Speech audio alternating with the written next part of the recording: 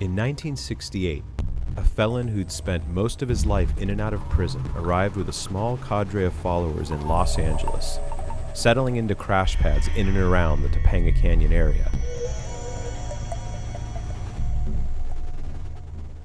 This small, nondescript band of hippie dropouts continued to grow, and within a year would be linked to some of the most high-profile and notorious murders the nation had yet to and has since seen. On their way to infamy, the group left behind a trail of terror in a number of key locations in Southern California, some of which still exist today.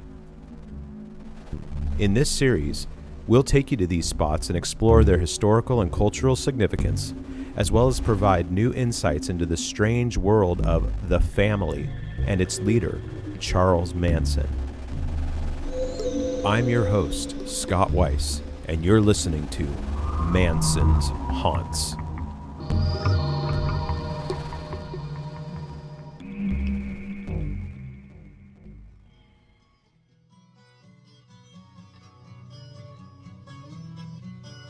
Upon his release from Terminal Island Prison in San Pedro, California, on March 21, 1967, at the age of 32, Charles Manson received permission to move to San Francisco, where he found an apartment in Berkeley and spent his time begging for money on the streets. He soon met Mary Bruner, a 23-year-old graduate of the University of Wisconsin-Madison, who was working at the library on the campus of UC Berkeley. Before long, Manson had moved into Bruner's apartment and had helped attract another 18 women to live with them. Attempting to capitalize on the growing counterculture scene across the Bay, Manson and Bruner relocated to San Francisco's Haight-Ashbury district in the summer of 1967. There, he began establishing himself as a street guru, preaching a theology he'd cobbled together from an array of influences including Christianity, Scientology, and the philosophy of Robert Carnegie, author of the best-selling self-help book, How to Win Friends and Influence People, first published in 1936. The group Manson assembled, by now mostly female, began to view Charlie as the second coming of Jesus Christ, though in reality, he was only one of a large number of wannabe guru figures, luring unsuspecting young adults on the premise of free love, independence, and sex, drugs, and rock and roll.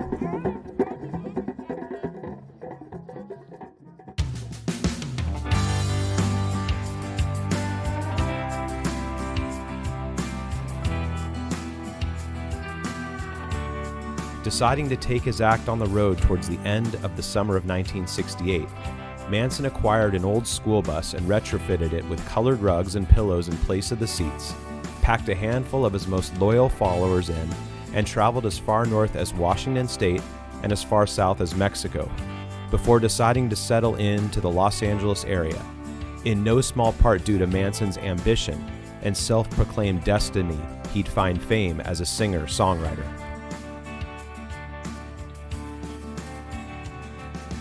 Their first crash pad was the Spiral Staircase House, a notorious haven for bikers, drifters, hippies, dropouts, and nonconformists, located at the mouth of Topanga Canyon near the Pacific Coast Highway, south of Malibu and north of Santa Monica. In her book, Member of the Family, My Story of Charles Manson, Life Inside His Cult, and the Darkness That Ended the 60s, former family member Diane Lake describes the house. The name came from the fact that the wooden house had a spiral staircase on the outside, which was the only way to access its upper floor. Even though the Pacific Coast Highway was a short walk away, this house was far back enough from the road to feel isolated. The Spiral Staircase House was located in an area often referred to as Lower Topanga, at the bottom of Topanga Canyon, which was first owned by William Randolph Hearst, who turned it into a weekend getaway spot with beach shacks for his guests, and who later sold it to the Los Angeles Athletic Club, a wealthy private club in downtown Los Angeles. The almost 2,000-acre parcel was rented out to a variety of businesses and residents for decades at low rents, considering the close proximity to the exclusive city of Malibu. Thus, the area became unique as one of the last outposts of the classic Topanga Canyon bohemian hippie lifestyle, which sprung up in the 1960s. The Chumash, a Native American tribe that occupied the coast from Malibu northwards, considered Lower Topanga a sacred, economic, and cultural meeting place for tribes all along the coast. One of the main neighborhoods, the Rodeo Grounds, takes its name from an actual rodeo arena that existed there on a Mexican ranch in the 1800s. The spiral staircase house was located in another neighborhood, the Snake Pit, named for the rattlesnakes referenced by Diane Lake and the shifty characters passing through, including, as local legend has it, satanic worshippers, motorcycle gangs, drug dealers, and of course, Manson. In 2001, Lower Topanga was sold to California State Parks. Although the Lower Topanga community occupied less than 2% of the total purchased land, State Parks had an aggressive policy to relocate everyone and bulldoze all of the houses. A group of 10 Lower Topanga poets calling themselves the Idlers of the Bamboo Grove were given money to leave, but fought bitterly against their relocation in court. However, the last holdouts were forced off the land in March of 2006. While Lower Topanga occupied the area specifically where the canyon meets the beach, the Topanga area as a whole was the name given to the area by the indigenous Tongva tribe, and may mean a place above. The area was first settled by Europeans in 1839. In the 1920s, Topanga Canyon became a weekend getaway for Hollywood stars, with several cottages built for that purpose. The rolling hills and ample vegetation served to provide both privacy and attractive surroundings for the rich and famous.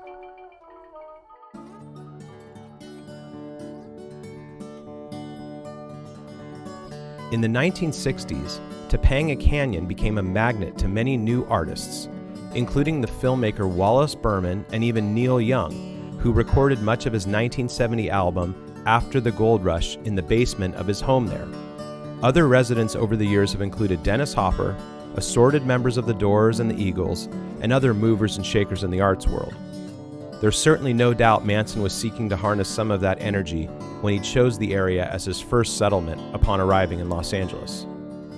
A popular music venue, the Topanga Corral, thrived in the 1960s and attracted musicians like Linda Ronstadt, Little Feat, and Jim Morrison, who's said to have written the popular Doors song Roadhouse Blues about the spot. The Corral burned down in the late 1970s, was rebuilt, and burned down again in 1986. There's no doubt that with its idyllic location in the Santa Monica Mountains, the natural surroundings became and continue to be an important part of the culture of Topanga Canyon. There's streams, waterfalls, cliffs of exposed bedrock, landmark rock outcroppings, and overlooks with panoramic views of the mountains, Pacific Ocean, and Los Angeles, which are common attractions for locals and tourists.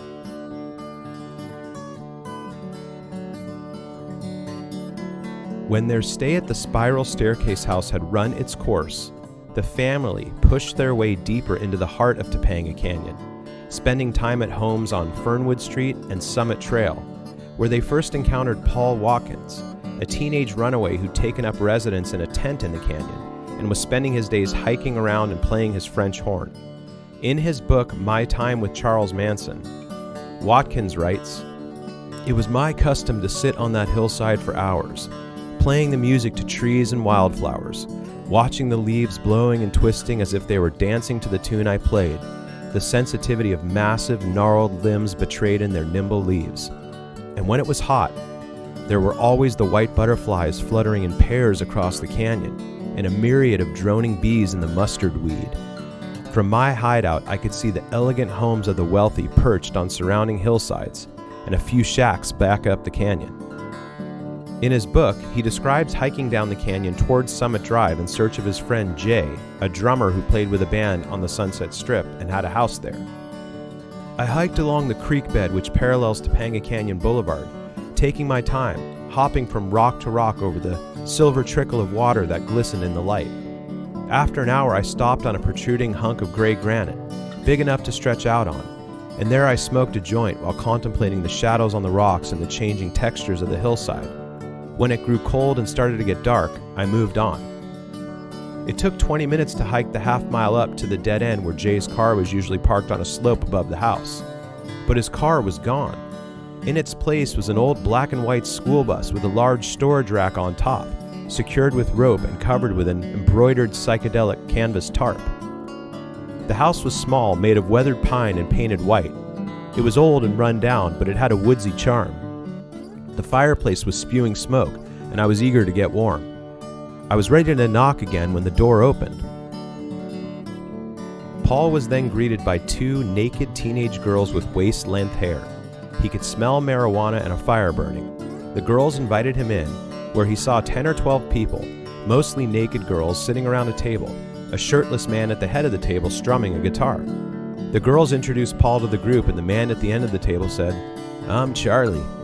Won't you stay and make music with us?" Soon Paul Watkins would become the number 2 male member of the family, second only to Charlie in the hierarchy. During their initial stay in the Topanga area, the family would have a serendipitous run-in with another LA-based musician, this one of much higher notoriety, and soon find themselves uprooted, living lavishly as guests at his mansion in another beachy LA enclave, Pacific Palisades. But it wouldn't be the last of the family's time in Topanga. Around the same time Watkins befriended the family in 1968, a musician and actor named Bobby Beausoleil was living in the neighborhood with a music teacher named Gary Hinman at a 2-story house atop a hillside slightly set back from the road at 964 Old Topanga Canyon Road. Beausoleil also befriended the family and soon fell into Charlie's favor and would live with the group off and on for the better part of 1968 and most of 1969.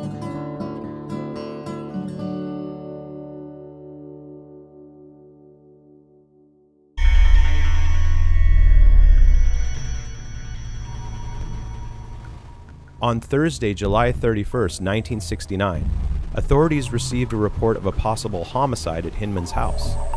Inside, police found Gary's body, and on the wall, printed in his blood, were the words, "Political Piggy." According to Vincent Bugliosi in his book Helter Skelter, Gary Hinman was killed by Beausoleil over money and property that Manson believed Hinman owed to the family. Beausoleil would later assert that he had unknowingly supplied members of the Straight Satan's motorcycle gang with a batch of bad mescaline, which he'd purchased from Hinman. When the bikers demanded their money back, Beausoleil and a few of the female members of the family went to get the money at Hinman's house, where Beausoleil was still living off and on. Hinman is said to have refused to pay, telling them, "I don't have any money to give you." When Beausoleil called Manson, who was by then living at Spawn Ranch in Chatsworth, and told him no money was coming, Beausoleil was instructed by Manson to hold Hinman captive at the residence and convince him to get the money before Manson arrived. When Manson, driven by family member Bruce Davis, got to the Topanga Canyon home, he confronted Hinman, demanded the money, and proceeded to slice off part of Hinman's ear to demonstrate that he meant business.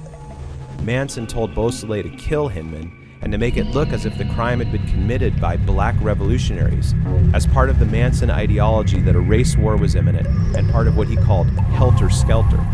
Beausoleil stabbed Hinman to death while Hinman repeated a Buddhist chant. Beausoleil was arrested on August 6, 1969, after falling asleep in Hinman's broken-down Fiat alongside the highway at Cuesta Grade, a steep segment of U.S. Route 101 near San Luis Obispo.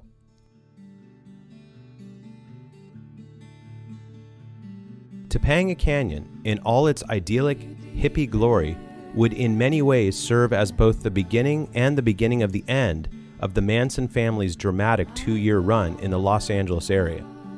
Today, Topanga is still the same old bohemian enclave it was back in the 1960s, attracting artists, musicians, filmmakers, and the 11,000 people that choose to call it their home. The community plays host to a number of festivals, including the Topanga Days Festival, Topanga Earth Day, and the Topanga Film Festival.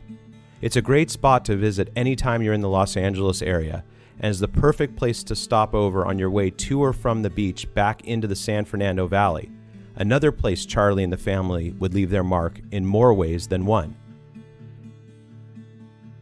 Join us as we continue our journey through the Southern California landscape on the next episode of Manson's Haunts. They're joining yours.